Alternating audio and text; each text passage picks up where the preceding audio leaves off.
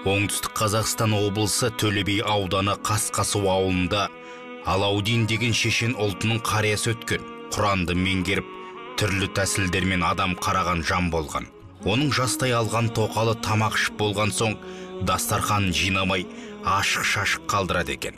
Бірнеше ескертуге мойын сұнбапты. Бір күні түн мезгілінде Алаудин молда әлгі тоқалын шақырып алып, сенің жимаған дастарханыңда қандай қонақ отырғанын көзіңе көрсетейін бе дейді. Отағасы қайдағы қонақты айтып отырсыз, дастархан басы бос тұр ғой дейді шамдан.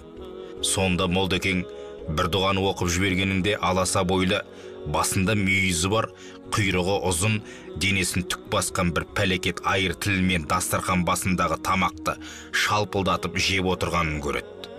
Мұндай албасын өмірінде көрмеген әйел сол бойда талып қалады.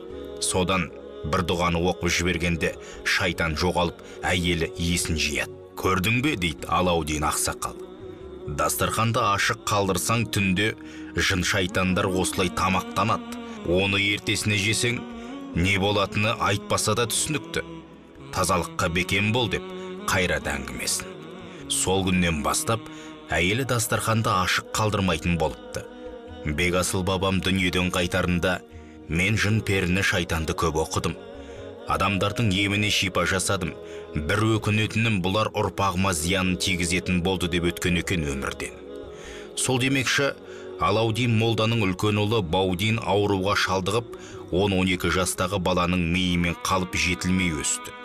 Баудин жасы 40-тан асса да, бала шағамен асық ойнап, бала боп кететін еді.